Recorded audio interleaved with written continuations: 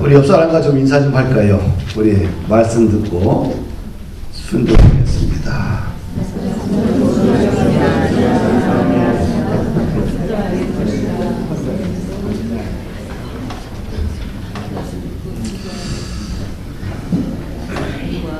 야곱에 대해서 이번 금주와 다음 주 두 번에 걸쳐서 함께 좀 살펴보려고 합니다. 야곱은 누구인가? 하나님께서 이스라엘 족장을 선택을 했는데 아브라함을 선택했죠. 그 다음에 아브라함의 아들이 누굴까요? 이삭입니다. 그리고 이삭에 이어 3대 족장이 야곱입니다. 그러니까 이스라엘의 역사에 굉장히 중요한 사람이죠. 그래서 야곱을 통해서 아브라함도 이삭을 낳았어요. 이삭이 쌍둥이를 낳았어요. 그 쌍둥이 중에 야곱을 하나님이 선택하시고 야곱 때에 12명의 자식을 줍니다. 그러면서 이 12명이 이스라엘 12지파 공동체로 세워지고 나중에 이것이 민족 공동체로 가고 이스라엘 역사를 이어가게 되지요. 그래서 이스라엘 역사에 정말 중요한 인물이 야곱입니다. 야곱은 쌍둥이로 태어났어요. 형인 이름은 에서입니다. 야곱의 삶을 보게 되면 할아버지 아브람보다 이삭보다 야곱은 정말 험악한 세월을 살았고요. 정말 드라마틱한 인생을 살았습니다. 야곱은 인생의 변곡점이 뚜렷합니다. 그래서 야곱의 인생의 변곡점을 보게 되면 네 가지 중요한 기둥이 있어요. 그 네 가지 중요한 기둥이 있는데 첫째는 어떤 기둥이냐? 어린 시절의 야곱의 모습.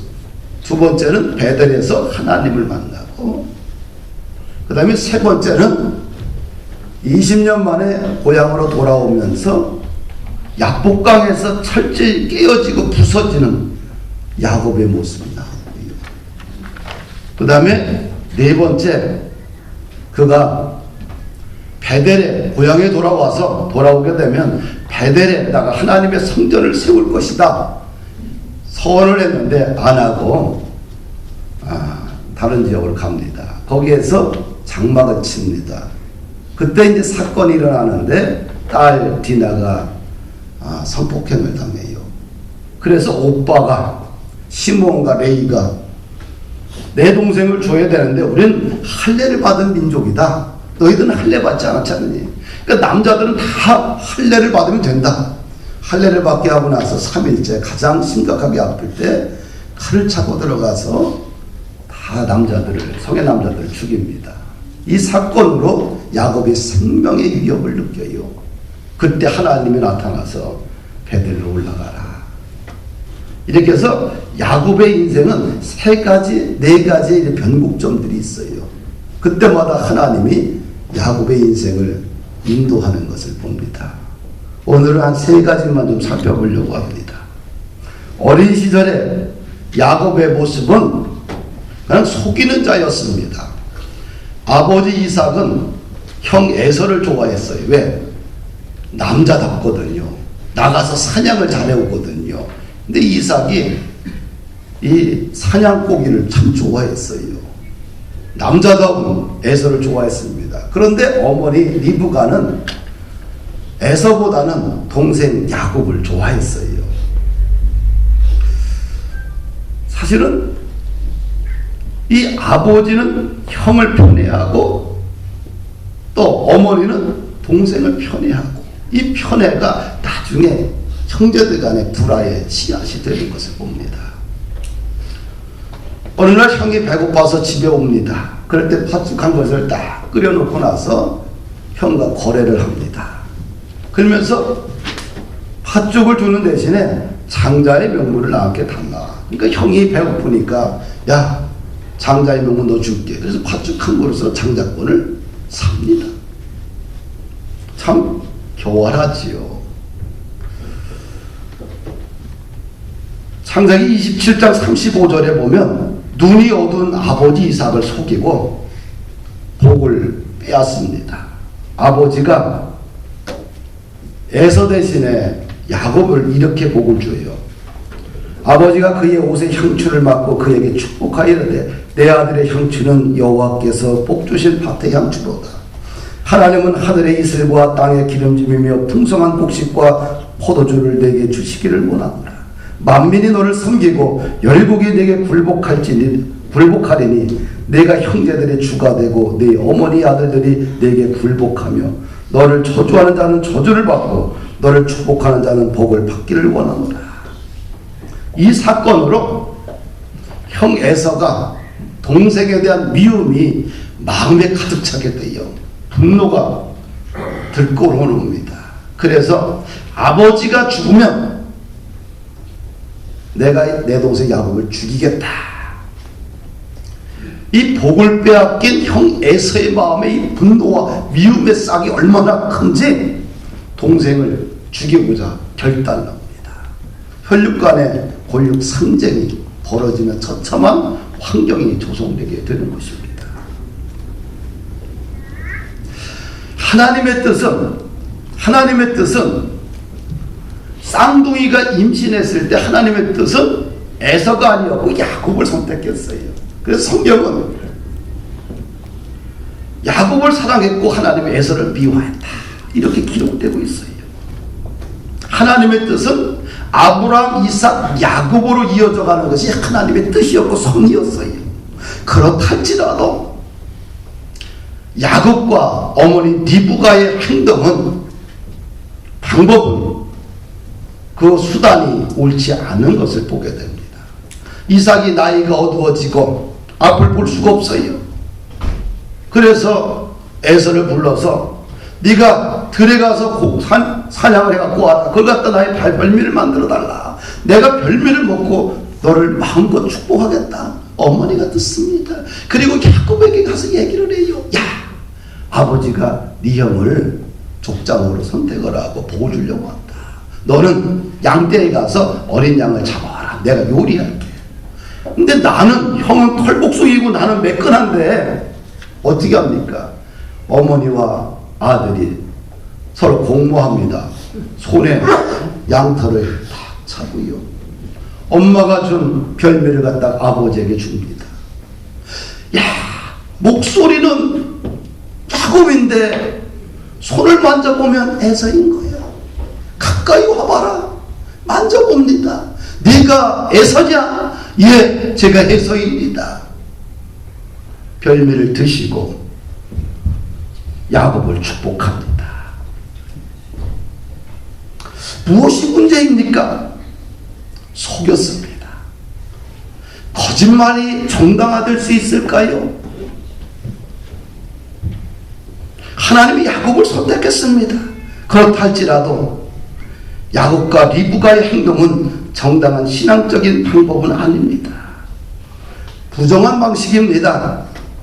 그러나 속이지 않고 하나님의 섭리 안에 맡겨놓는 것이 신앙의 원리입니다.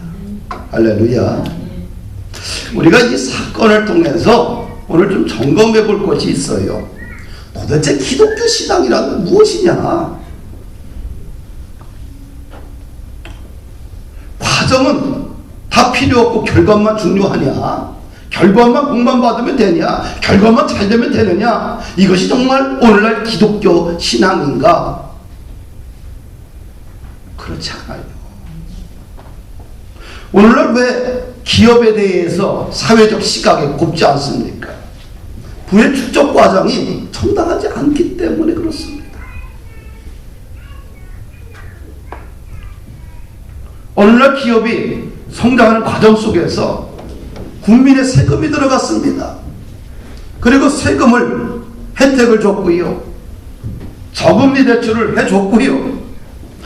기업이 잘 될 수 있도록 국가가 보조했고 온 국민이 거기에 헌신했어요. 근데 오늘날 보니까 기업 총수들이 그 기업을 자기 것으로 착각을 합니다.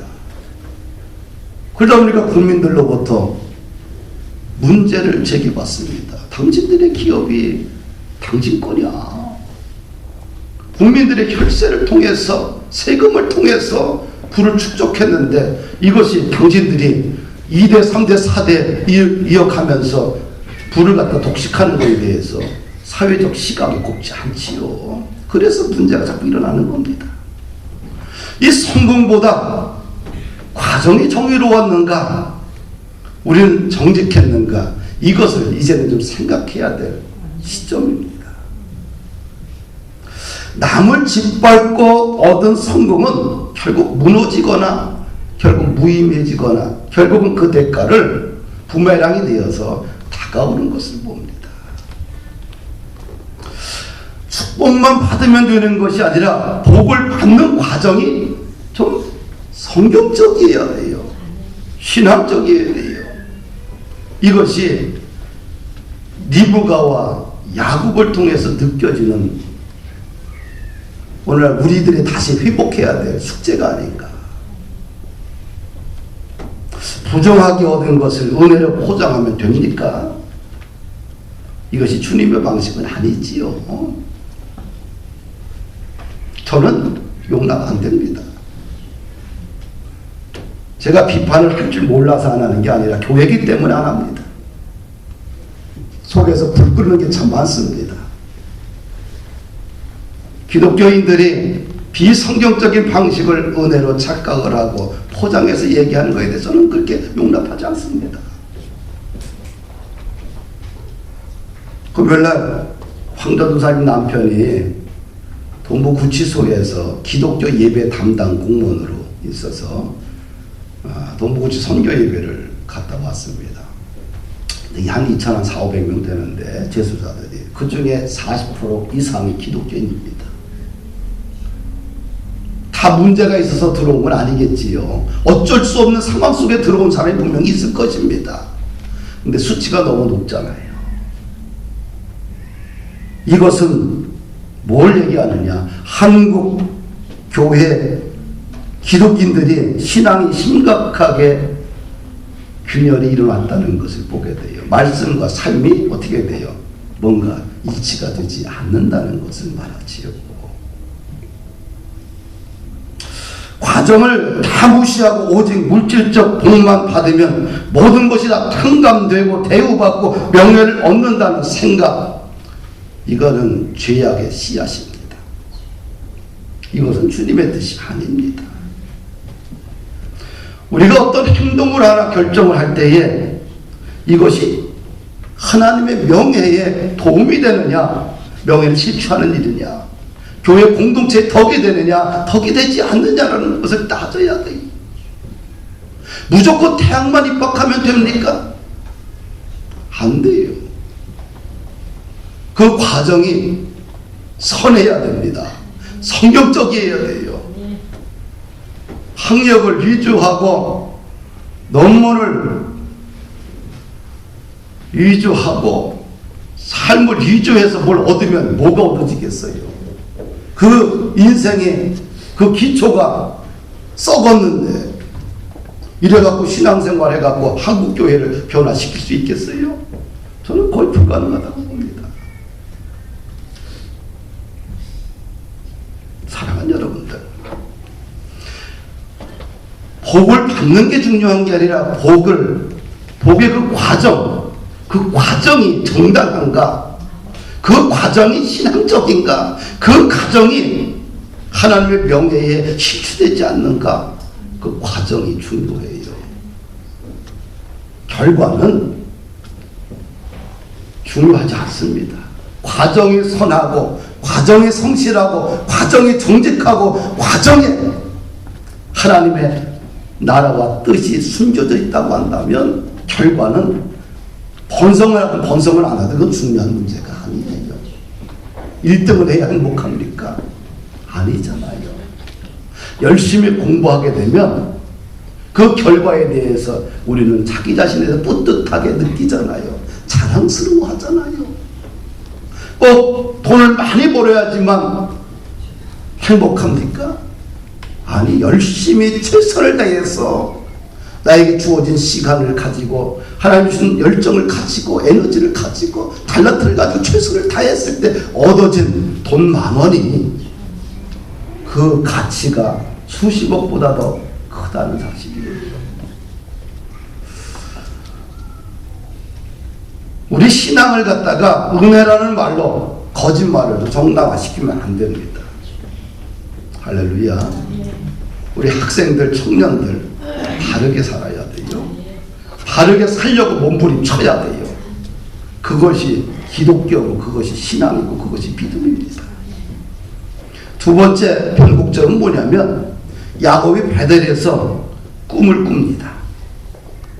창세기 28장을 보게 되면 형 에서를 피해서 어머니 리브가의 오빠인 삼촌 나반의 집으로 이제 피해 갑니다.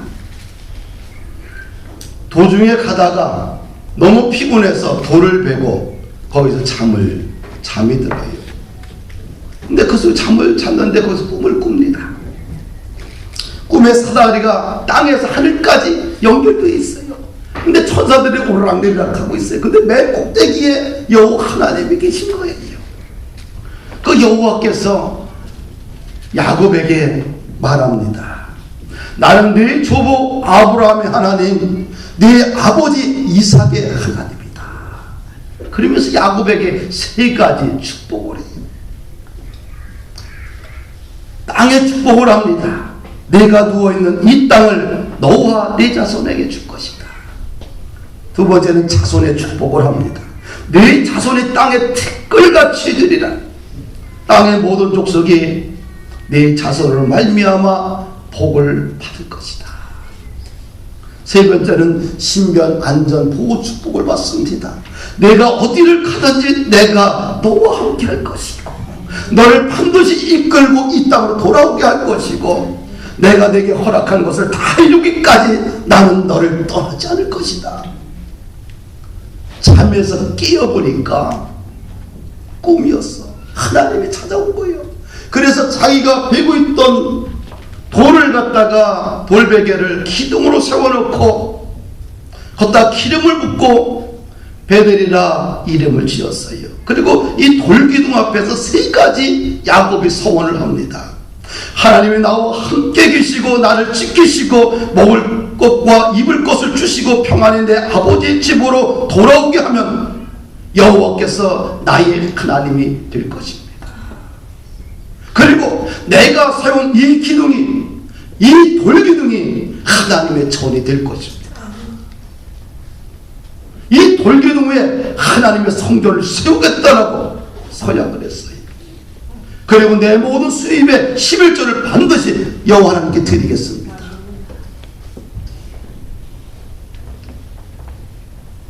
야곱이 나중에 축복을 받고 나서 고향에 돌아와서 고향에 가지 않고 베델로 가지 않고 딴 데다가 장막을 쳐요.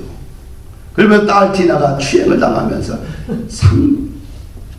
그 사건이, 그래서 그때 뭐예요? 하나님께 베델로 돌아가라 그렇게 말씀하신 거예요. 왜 이 베델 사건이 야곱의 인생에서 중요하느냐? 야곱은 남을 이용했고 아버지를 속였고 형을 속였고, 근데 그를 속였던 모든 자신의 인생을 포기하고 이후부터는 오직 정직과 근면과 성실함으로 자신의 인생을 살았어요. 야곱의 집에서 잠깐, 야곱의 삼촌 라반의 집에서 잠깐 있다 오려고 했는데 그 세월이 정작 20년입니다. 두 아내를 얻는데 집창금이 없어서 두 아내를 위해서 봉사하는데 14년을 무료 봉사했어요. 6년 동안 삼촌 라반은 10번이나 임금을 속이고 착취했습니다. 사위 대접도 제대로 못 받았지요. 부당한 대우를 받았지요. 수모를 받았습니다. 삼촌 라반을 끊임없이 속였습니다. 그런데 야곱은 동일한 방식으로 삼촌을 속이지 않습니다. 야곱은 과거의 야곱이 아닌 거예요. 철저하게 하나님의 방식을 따라가는 것을 봅니다. 인본적이고 계산적이고 약삭 빠르게 행동하지 않습니다. 자신의 주판을 두들겨 봐서 이익이 되면 붙어 있고 이익이 안 되면 떠나는 삶을 살지 않았습니다. 왜 이렇게 바보같이 살았을까? 베델에서 하나님이 내 인생을 내가 책임져 주겠다는 약속의 말씀을 들었기 때문에, 하나님의 약속의 말씀을 들었고 보증해 주셨기 때문에 인간의 방법을 포기하고 하나님의 방법을 그가 선택을 했습니다.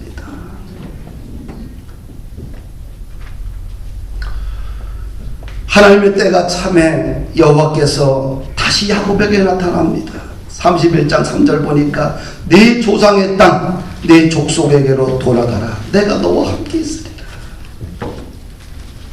모든 것이 시작이 있으면 끝이 있잖아요.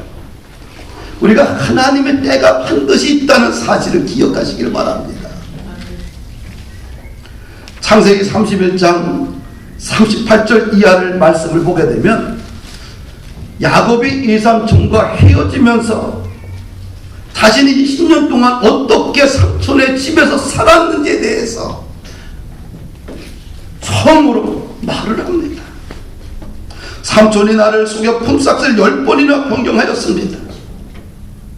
변경할 때마다 하나님께서 야곱에게 거꾸로 복을 주셨다고 고백을 해요. 창세기 31장 9절 보니까 야곱이 이렇게 말합니다. 라반이 나의 품삯을 속이고 변경할 때마다 하나님께서 삼촌 라반의 가축을 빼앗아 내게 주셨다. 삼촌이 야곱의 품삯을 변경하고 속이고 빼앗을 때마다 거꾸로 하나님께서 뺏어다 야곱에게 부어주셨다는 거예요. 할렐루야. 삼촌의 짐승이 20년 동안 한 마리도 낙태하지 않았습니다. 나는 삼촌의 양을 먹지 않았습니다. 한 마리도 먹지 않았다는 거예요. 물려찢긴 것이 있거나 도둑맞은 것이 있으면 내가 모두 변상했습니다. 낮에는 더위와 밤에는 추위를 무릅쓰고 눈 붙일 겨를도 없이 지냈습니다. 얼마나 성실하고 근면하게 살았어요.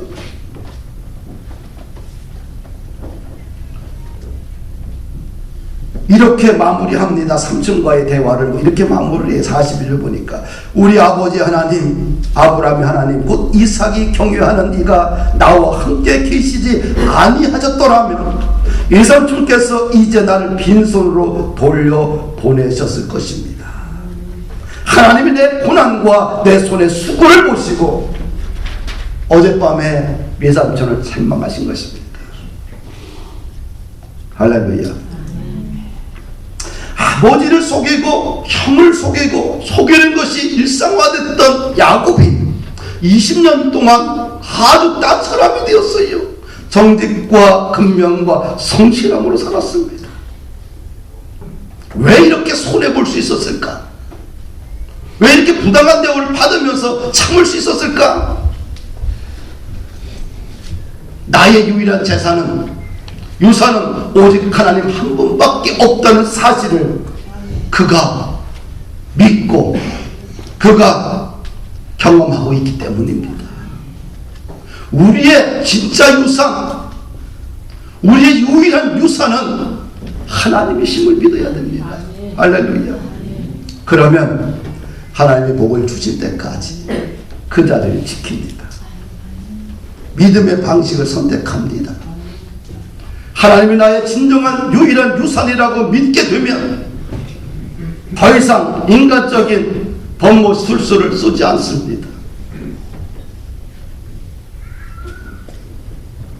방법이나 수단이 정당해야 됩니다. 성경적이어야 돼요. 할렐루야. 그러면 고난을 하나님께서 복으로 바꿔주실 때가 있어요. 아멘. 세 번째는 야복강에서 홀로 기도하는 야곱의 모습이 하나의 큰 변곡점입니다. 고향 땅으로 가라는 하나님의 말씀을 듣고 20년 만에 고향을 가는데 얼마나 기쁘겠어요. 그런데 형 에서가 400명의 군사를 이끌고 온다는 보고를 받아요. 야곱이 심한 두려움에 빠집니다. 그래서 이 두려움 앞에서 야곱이 하나님 앞에 기도하는 거예요. 두려울 때는 뭐예요? 기도해야 돼요. 11절과 12절 보니까 내가 주께 간구하오니 내 형의 손에서 에서의 손에서 나를 건져내시옵소서. 내가 그를 두려워합니다. 그러면서 12절 이렇게 말해요. 주께서 말씀하시지 않았습니까? 내가 반드시 내게 은혜를 베풀어 내 씨로 바다를 셀 수 없는 모래같이 많게 하리라 말씀하지 않았습니까? 야곱은 이 두려움 앞에서 하나님의 베델에서 말씀하셨던 그 말씀을 기억하고 그 말씀을 붙들고 그가 하나님 앞에 기도하는 것을 봅니다. 기도는 이렇게 말씀 붙들고 하는 거예요. 그래야 기도가 깊어지고 흔들리지가 않아요. 우리 교회는 사순절 할 때마다 항상 성경을 1시간 읽고 기도하는 건 뭐냐면 그냥 설교하는 게 더 쉬워요. 왜? 목사들이 설교하는 게 그리고 원고 안 쓰고 하는 게 더 편안하고 더 쉽습니다. 왜? 축적된 게 있어요. 대충 봐도 대충 해요. 그런데 왜 그러냐? 성경을 읽어야 돼요. 말씀은 하나님의 계십니다. 말씀이 곧 하나님이십니다. 보이지 않는 하나님이 보이는 하나님으로 우리에게 나타나는 것이 말씀입니다. 그래서 말씀을 읽어야 되는 거예요. 그걸 읽고서 그 말씀을 붙들고 기도해야 돼요. 그래야 기도가 힘이 있고요. 기도가 무의미한 기도가 되지 않습니다. 야복강 하루에서 야곱의 기도가 쭉 나와 있는데 먼저 11절 보니까 야곱이 에서에게 보낼 예물을 준비하고 먼저 보냅니다. 예물을 통해서 형의 감정을 좀 풀어보겠다는 거지요.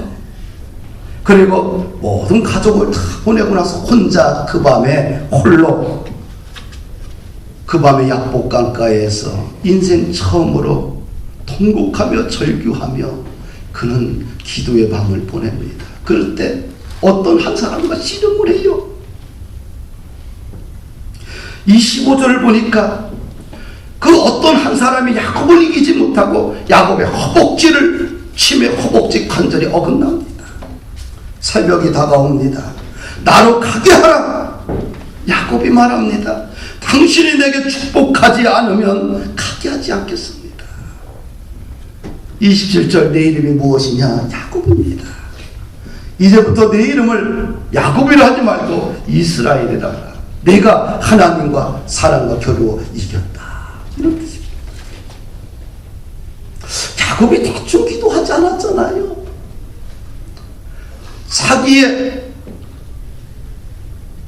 이 뼈가 어긋나는 그 고통 가운데서도 그는 밤새워 그 한 사람과 생명을 걸고 씨름을 해요. 당신이 나를 축복하지 않으면 당신을 놔주지 않겠다. 허벅지의 관절을 아픔을 참아가면서 밤새도록 씨름합니다. 이 기도의 결과 야곱이 응답을 받아요. 우리가 살면서 한번 이런 야복강가에서 밤새도록 울부짖는 그런 기도와 통곡의 시간이 있어야 되지 않겠어요? 그래야만 안 되는 거예요.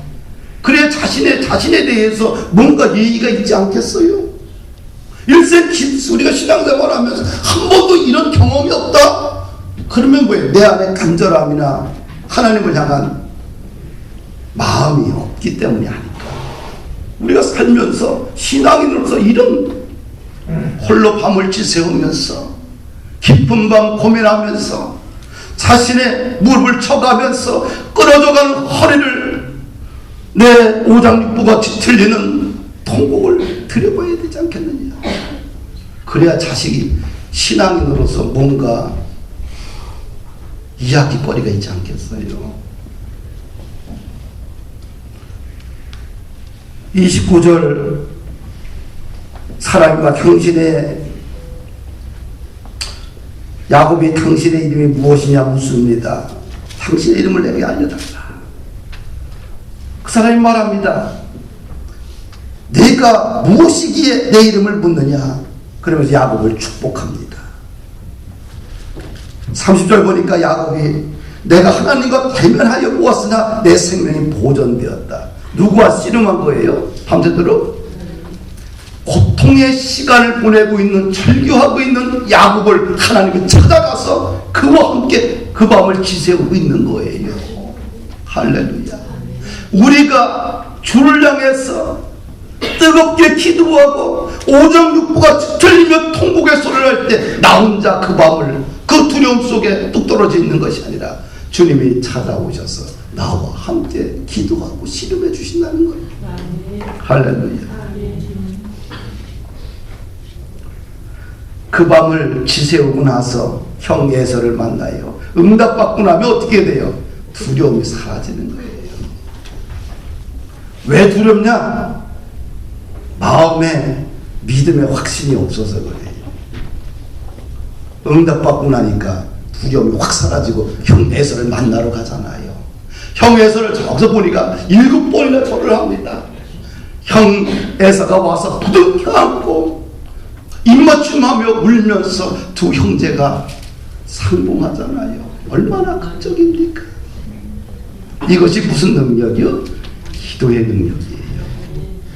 아멘. 사랑하는 여러분들,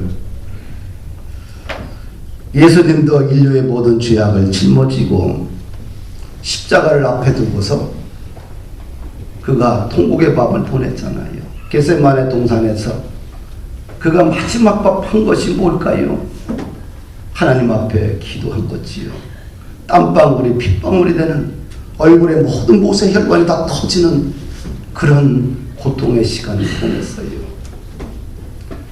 그 고통의 시간을 보내고 나서 그는 십자가를 칠 수 있는 에너지를 위로부터 얻게 되고 담대하게 십자가를 지고 죽으시고 부활하셨지요. 곧 기도의 시간이 있었기 때문에 어떻게 돼요? 사람들의 모욕도 참을 수 있었고요. 조롱도 무시도 참을 수가 있었고요.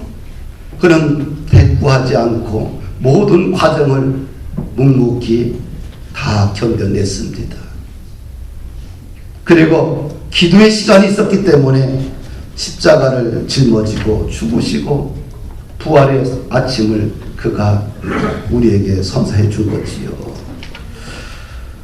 참 살기 힘들습니다. 그쵸? 요즘 불안과 염려와 또 걱정으로 힘들어해서 지내는 분들이 참 많습니다. 서로 불안의 차이가 있고 입장의 차이가 있지만 또 고통의 무게가 서로 다르지만 뭔가 막혀있다, 답답하다, 이렇게 살면 안 되겠다 하시는 분들에게는 좀 주님의 위로와 은혜가 좀 있기를 원합니다. 야복강의 기도처럼 기도를 주님 앞에 드려야 되지 않을까. 경제적으로 영적으로 소망이 닫혀 있는 분들 있을 것입니다. 미래에 대한 희망이 없어서 힘들어하고 있는 분들도 있을 것입니다. 자신의 전부를 다 내려놓고 울부짖으며 주 예수 그리스도의 이름을 부르게 되면 뛰어넘을 수 있는 영적인 에너지를 공급해 주셔요. 사람을 의지하지 말고 하나님을 의지하십시오. 방백을 의지하면 도움이 안 돼요. 나의 영원한 도움이시는 여호와 하나님을 의지하고 신뢰해야 됩니다. 야곱이 응답받았습니다. 문제 해결을 받았습니다. 우리도 응답받고 또 문제 해결 받을 수 있습니다. 성경은 말합니다. 너희는 마음에 근심하지 말라. 하나님을 믿으니 또 나를 믿으라.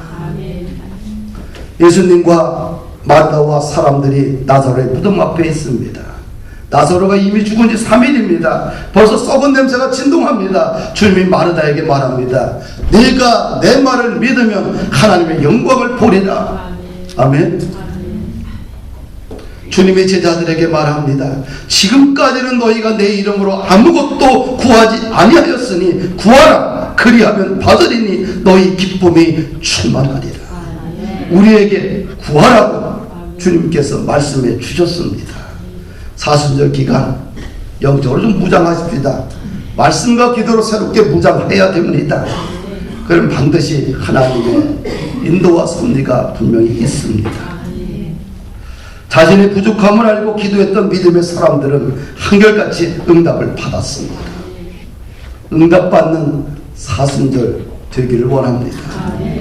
야곱처럼 홀로 깊은 밤을 지새우며 주님과 씨름하는 영적인 교제가 있기를 축복합니다.